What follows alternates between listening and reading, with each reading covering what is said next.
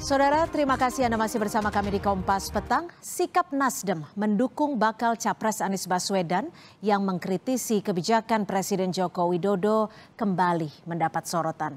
Politisi PDI Perjuangan Gilbert Simanjuntak menilai sikap Nasdem yang berada di kabinet tapi mengkritisi kebijakan pemerintah dinilai tidak tepat. Apa yang membuat Nasdem tetap bertahan di kabinet dan bagaimana Nasdem menyikapi desakan mundur ini? Kita akan membahasnya bersama Bapak Saan Mustafa, Ketua DPD Nasdem Jawa Barat, Pak Nusirwan Sujono, Ketua DPP PDI Perjuangan, dan juga Profesor Karim Suryadi, Pakar Komunikasi Politik Universitas Pendidikan Indonesia. Selamat petang Bapak-Bapak, terima kasih untuk waktunya sudah bersama dengan kami di Kompas Petang. Petang. Ya, saya akan ke Prof. Karim terlebih dahulu. Ini Nasdem disebut-sebut oleh PDIP bermuka dua. Pendapat Anda soal ini? Ya, menurut saya antara sikap politik Nasdem yang mengusung calon presiden yang berbeda dengan mayoritas koalisi pendukung pemerintah dengan sikapnya mengkritik pemerintah, itu dua hal yang berbeda. Meskipun tidak bisa dipisahkan. Kenapa saya bilang dua hal yang berbeda? Sikap Nasdem berada dalam koalisi pemerintahan itu adalah sikap yang diambil ketika dia membentuk pemerintahan Joko Widodo. Yang kedua, sikap dia mengusung calon presiden yang berbeda dari koalisi mayoritas, itu sikap Nasdem 2004 dan seterusnya. Namun karena ini saling bertemali dan menjadi persoalan karena calon presidennya mengkritik pemerintah. Sebab saya pikir intinya bukan karena memilih calon presiden yang berbeda. Sebab kalau dibandingkan dengan PDIP yang juga mencalonkan calon presiden yang berbeda dengan Golkar, dengan PAN, kemudian berbeda dengan Gerindra, itu tidak jadi soal, tapi kritiknya. Nah, oleh karena itu maka menurut saya, dan saya mendorong dan ingin mendengar sebenarnya, kalau keputusan Nasdem untuk memilih jalan yang berbeda dengan koalisi pendukung pemerintah sebelumnya, maka sebenarnya yang dibutuhkan adalah evaluasi yang kritis terhadap pemerintahan. Lalu evaluasinya seperti apa nih? Baik, gini, saya yakin keputusan Nasdem untuk berbeda dengan koalisi yang lain itu didasarkan atas penilaian terhadap pemerintahan Joko Widodo. Dan itu yang menjadi ciri sebuah sikap politik. Jadi saya ingin katakan bahwa hubungan antara satu partai, hubungan antara orang dengan penguasa dengan kekuasaan itu ada dua. Yang pertama, hubungan biasa saja sebagai pendukung. Yang kedua, hubungan yang mengidentifikasi diri. Nah, selama ini, seperti halnya partai-partai pendukung pemerintah, Nasdem sudah mengidentifikasi diri sebagai pendukung Joko Widodo, pendukung pemerintahan dipimpin oleh Joko Widodo, sehingga mengatakan kita adalah Joko Widodo. Nah, ketika pemilu 2024, Nasdem memilih sikap yang berbeda, sehingga tidak lagi. Jadi Anda ingin mengatakan bahwa dukungan dan juga tetap berada dalam kabinet itu merupakan suatu hal yang berbeda, tidak bisa disatukan. Saya akan ke Nasdem. Maksudnya begini, harus jelas antara ketika masih menjadi kita dan sekarang sudah memilih menjadi mereka. Kejelasan itu harus dijelaskan kepada publik sehingga clear ini untuk membangun bagaimana publik nanti menilai apakah akan menilai koalisi pemerintah lalu memilih dia atau ikut mendukung pilihan yang diambil oleh Nasdem. Saya pikir begitu. Saya akan ke Pak Saan. Pak Saan, kalau diminta out dari kabinet dan disebut-sebut sebagai partai yang bermuka dua, bagaimana Nasdem menyikapinya?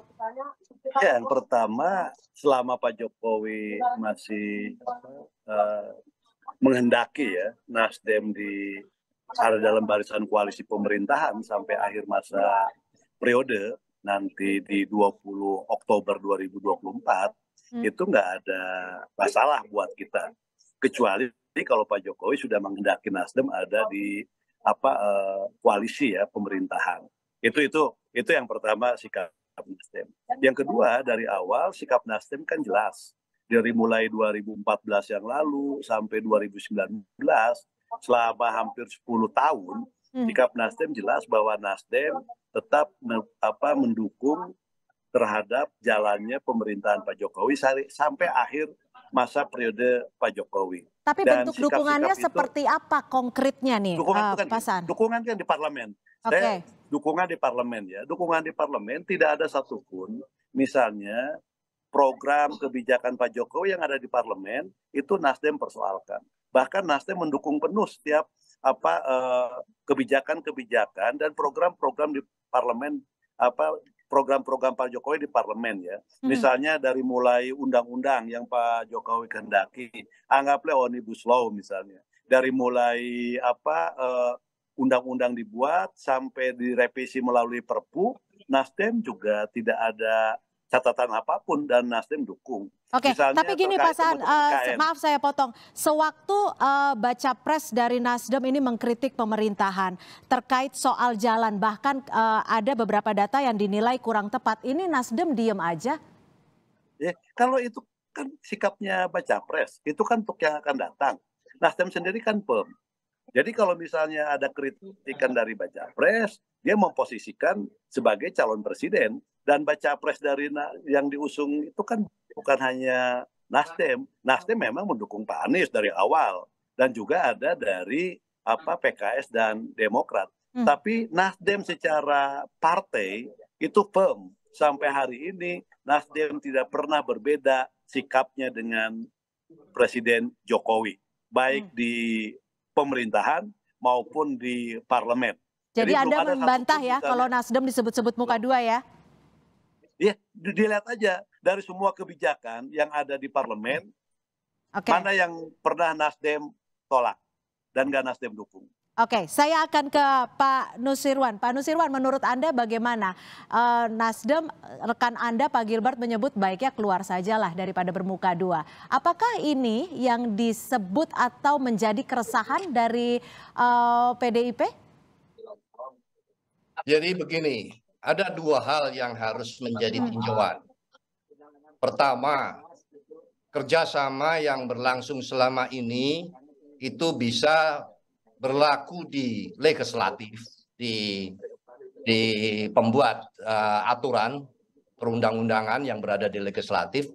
Yang kedua adalah bekerja eksekutif di pemerintahan. Jadi koalisi atau kerjasama yang berlangsung selama ini tinjauannya ada dua. Tinjauan yang berkaitan dengan parlementarian, legislatif, dan juga adalah bekerja di eksekutif yang dilakukan secara bersama-sama. Tadi sudah dijelaskan oleh Pak Saan, benar bahwa apa yang dilakukan, produk yang telah dikeluarkan oleh legislatif seperti yang disampaikan. Yang kedua yang saya katakan, di dalam program, di dalam lingkup eksekutif di pemerintahan, tentu di sini adalah merupakan pelaksanaan daripada undang-undang. Nah, pelaksanaan ini kan yang mimpin kan ada, yang disebut selama ini yang dikatakan adalah anggota kabinet. Kan begitu. Sekarang tentu bahwa tinggal masa bakti yang sisa dari periode kedua Pak Jokowi yang kira-kira tinggal 1,5 tahun. Jadi singkatnya PDIP sendiri resah atau tidak sampai mengeluarkan statement bahwa ada Nasdem ini disebut bermuka dua? Saya tidak bisa langsung menjawab resah atau tidak. Maka saya jelaskan dulu kenapa saya harus menjawab resah sama tidak. Jadi katakan yang berkaitan dengan pemerintahan, saya teruskan lagi bahwa 1,5 tahun ini tentunya Pak Jokowi ingin seluruh programnya dipastikan ini masih berlanjut, masih terjaga, dan itu merupakan legacy beliau nanti. Bahwa program-program yang selama ini yang sudah dibuat berdasarkan undang-undang ini dikerjakan oleh sektor-sektor tersebut. Salah satunya sektor yang dipimpin oleh yang kita bahas sekarang ini. Nah, maka menjadi jaminan apakah atau katakanlah perlu menjadi catatan Presiden sebagai pemegang hak prerogatif, masih mampukah mereka itu menjalankan program yang kurang 1,5 tahun dengan dilatar belakangi oleh perbedaan pikiran. Perbedaan pikiran. Karena tidak bisa tadi dipotong. Pokoknya saya akan mendukung sampai 2024. Tidak bisa. Karena semua itu harus totally. Kita harus memegang konsep secara utuh. Tidak bisa sebuah program itu setengah-setengah. Maka saya ingin mempertanyakan dan menjadi catatan, tentu hak prerogatif ada pada beliau Presiden untuk meninjau apakah untuk memberikan evaluasi dan analisa kira-kira masih sanggup nggak, masih bisa menyelesaikan tidak dengan latar belakang perbedaan pikiran untuk pasca 2004. Gimana Pak Saan? Masih sanggup tidak meskipun waktu hanya tinggal singkat bisa dikatakan? Ya sampai sejauh ini ya, saya belum pernah mendengar komplain dari Presiden terkait dengan soal kinerja para menteri yang ada dari Partai Nasdem. Apakah itu Menteri Pertanian, Kehutanan, dan bahkan dalam beberapa waktu yang lalu Menteri Pertanian kita merangkap dengan Menteri Perindustrian. Kinerja dari sisi pengendalian sektor pangan dan sebagainya juga saya tidak mendapatkan komplain apapun. Saya mendengar ya, misalnya Presiden saya baca, saya dengar di berbagai media. Meskipun visi misinya sudah berbeda ya, sudah lebih ke perubahan ya. Kalau visi misi kan kita kan gini loh. Kita ingin menjelaskan visi misi Presiden itu kan berakhir nanti di 2024 yang akan datang kan Oktober. Ini visi misi Presiden itu kan sampai 20 Oktober 2024 yang akan datang. Nah pasca itu, misalnya pasca Oktober 2024, nah kita baru berpikir apa yang akan dilanjutkan dari program Presiden dan apa yang akan diperbaiki. Jadi ada kesinambungan dari sisi program dan kebijakan Presiden, dan ada yang upaya perbaikan dari apa yang sudah dilakukan oleh Presiden. Maka dalam setiap apapun pasti di tengah kehebatan yang luar biasa misalnya, pasti ada celah yang bisa kita perbaiki kan. Tidak ada yang namanya sempurna. Tidak ada yang namanya orang 100% kan gitu loh kan. Ya, dalam meskipun menjalankan sebuah pemerintahan. Bisa dikatakan waktu hanya tinggal beberapa bulan lagi, apakah inkonsisten atau konsisten tetap bersama? Kalau itu saya pastikan selama Pak Jokowi menghendaki sampai akhir nanti Presiden menjabat 20 Oktober 2024, Nasdem akan konsisten. Kecuali kalau Presiden tidak menghendaki lagi, ya apa boleh buat kan gitu. Presiden dilempar bola. Baik, kita masih akan membahasnya. Kita akan bahas secara lengkap lagi. Tetap bersama kami di Kompas Petang. Terima kasih Anda masih bersama kami di Kompas Petang. Politisi PDI Perjuangan Gilbert Simanjuntak sempat menyebutkan bahwa Nasdem saat ini bermuka dua dan lebih baik keluar dari kabinet. Dan itu masih akan menjadi pembahasan kita bersama Ketua DPD Nasdem Jawa Barat Saan Mustafa dan juga Ketua DPP PDI Perjuangan Nusriwan Sujono dan Prof. Karim. Saya langsung ke Prof. Karim. Prof, kalau Anda melihatnya sikap politik Nasdem ini saat ini wajar-wajar saja tidak sih? Justru saya ingin melihat sikap politik dari partai pendukung koalisi pemerintahan. Menurut saya adalah hal yang wajar jika PDIP menilai kualitas koalisi ini, termasuk memberikan masukan kepada Presiden untuk mengevaluasi kabinetnya. Nah, apakah Presiden akan menuruti nasihat itu, masukan itu untuk mengevaluasi menterinya, itu kan menjadi haknya Presiden.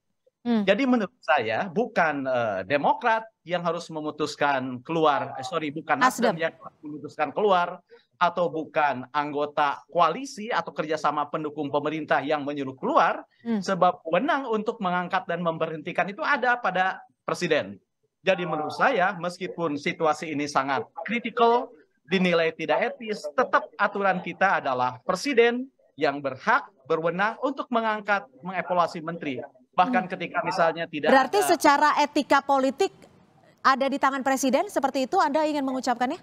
Saya ingin mengatakan bahwa kewenangan untuk mengganti, memaju, mundurkan Presiden itu, menteri itu ada di tangan Presiden. Nah, tahan dulu sampai di situ. Pak Nusirwan, sempat tidak memberikan masukan kepada Presiden terkait hal ini? Tentu bahwa itu kewenangan untuk menyampaikan masukan kepada Presiden, ada saluran-saluran dari partai dan itu tidak pada kami, itu pasti ada saluran tersendiri yang khusus di internal dan tentu itu tidak perlu harus dibahas di forum ini bagaimana itu salurannya. Tapi yang jelas bahwa bukan merupakan sebuah pertanyaan lagi karena memang konstitusinya memang demikian bahwa itu memang kewenangannya presiden begitu. Ini kan yang dibahas bagaimana kita bisa memberikan catatan, kita memberikan masukan kan maksudnya begitu. Tapi tentu bahwa pada akhirnya sesuai dengan aturan, sesuai dengan konstitusi, maka tinggal ukurannya adalah persoalan kemampuan kapasitas dan etika dan kepatutan saja. Oke, tapi kalau menurut Anda sendiri saat ini di kabinet tersisa 2 menteri dari Partai Nasdem, apakah bisa melanjutkan kinerja-kinerjanya dan tetap mendukung kabinet ini sampai 2024? Saya meragukan itu. Saya meragukan itu. Jadi tentu bahwa dinamika pada terakhir-terakhir ini tentu akan mempengaruhi kinerja dari beliau-beliau yang sedang kita bahas pada saat ini. Jadi tidak bisa kita hanya ukurannya formal. Ukuran formal itu tentu kalau ditanya sanggup apa tidak. Anda ragu 2 menteri Partai Nasdem yang saat ini berada di kabinet untuk meneruskan apa yang menjadi cita-cita kabinet Jokowi. Gimana Pak Saan? Ada keraguan berat nih kayaknya. Jadi gini, selama presiden tidak meragukan kinerja menteri dari Nasdem, nggak ada masalah. Kecuali kalau misalnya presiden meragukan kinerja menteri dari Nasdem. Misalnya Menteri Pertanian, Menteri Kehutanan, bisa diragukan kinerjanya. Nah, berarti ketika diragukan kinerjanya, Presiden melakukan evaluasi, dan dari hasil evaluasi atas keraguannya, maka ini layak dikeluarkan. Itu hak prerogatif Presiden, dan tentu kita hargai dan kita hormati. Tapi selama Presiden tidak ragu dan tidak meragukan terhadap kinerja menteri-menteri dari Nasdem, bahkan di akhir-akhir sekarang, menteri Nasdem kerjanya luar biasa, Presiden tidak pernah komplain. Terakhir beberapa bulan yang lalu ketika Menteri Perindustrian berhalangan, Menteri Pertanian dijadikan Menteri ad interim merangkap. Beberapa capaian di pertanian juga luar biasa. Menteri Kehutanan bolak-balik menemenin Presiden Jokowi. Setiap TIKN kemanapun, pasti Menteri Kehutanan mengikuti Pak Jokowi. Bahkan ada paling terdepan. Jadi sekali lagi saya ingin tegaskan, selama Presiden tidak meragukan, tidak masalah. Kalau ada teman koalisi yang lain meragukan, ya silahkan saja. Sama jadi tidak akan mendengarkan lain pihak kecuali hanya keputusan dari Presiden. Gimana Pak Nusriwan? Ya itu kan yang kita sampaikan sekarang ini normatifnya memang demikian. Ketentuannya memang pada akhirnya yang menilai diragukan, menilai kapasitas, menilai kinerja itu pada akhirnya memang hak prerogatif itu ujungnya adalah pada beliau, Bapak Presiden. Dan yang perlu menjadi catatan kita tentu bahwa semua itu kan akan menjadi evaluasi. Tadi awal saya sudah katakan, di dalam sisa waktu 1,5 tahun ini tentu harapan kami Presiden akan memberikan sebuah evaluasi, sebuah analisa untuk bukan 2 ya, sepengetahuan saya 3 ya. Jadi ini evaluasinya seperti apa? Lah kembali lagi pada akhirnya adalah tentu evaluasi itu pada posisi Pak Presiden yang. Saya akan ke Prof Karim. Kalau dari kacamata Prof Karim sendiri seperti apa? Oh iya, saya katakan tadi ya, kan sudah jelas. Bagaimanapun antara Pak Nusirwan dan Pak Saan itu tidak akan bisa dipertemukan ya pendapatnya. Karena masing-masing punya perspektif dan didasari oleh orientasi dan preferensi kepartaian. Justru disinilah kita kembalikan kepada konstitusi. Karena tugasnya konstitusi adalah menengahi keinginan-keinginan yang berbeda sehingga frame-nya jelas. Dan oleh karena itu maka saatnya Presiden melakukan evaluasi. Kalau memang perlu diganti ya ganti saja, sederhana meskipun aja, waktunya hanya tinggal 1,5 tahun. Loh, sama seperti sepak bola, kalau hanya 1 menit tapi bisa mengubah keadaan pasti diganti gitu ya. Karena menurut saya politik seperti sepak bola, kalau keputusan itu diambil akan mengubah keadaan, even hanya 1 menit harus diambil. Sebab tak penting kapan diambil, yang penting kan dampaknya bagi perbaikan. dampaknya jadi memelihara pembangunan. Apalagi jika Presiden ingin meninggalkan legacy bagi pemerintahan yang akan datang. Tapi gini, Prof. Karim, kalau tidak ada evaluasi dan menterinya tetap berada di kabinet, akan tetap sehat atau tidak sih? Ya menurut saya itu masalahnya. Sehat tidaknya itu kan harus berdasarkan hasil evaluasi yang jujur dan objektif. Nah, evaluasi bisa disampaikan oleh Pak Nusirwan, Pak Saan, oleh saya, oleh Anda. Tetapi yang memutus atas hasil evaluasi itu kan hanya bisa Presiden gitu.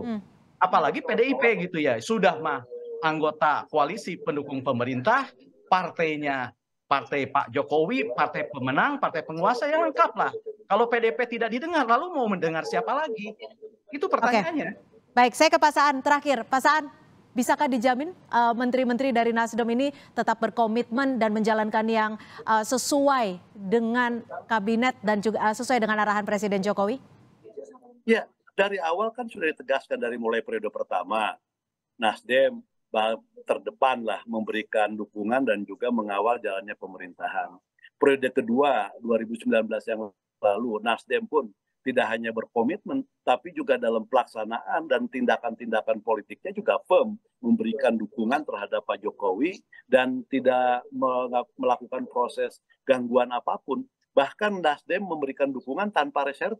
Makanya buktinya apapun yang Pak Jokowi kehendaki di parlemen maupun di eksekutif, itu Nasdem ikuti semua dan Nasdem dukung. Jadi sekali lagi, kalau soal itu Nasdem berkomitmen dan bertekad akan memberikan dukungan dan mengawal jalannya pemerintahan Pak Jokowi sampai akhir masa periode Pak Jokowi. Itu firm ya. Baik. Tapi sekali lagi, kecuali Pak Jokowi tidak menghendaki.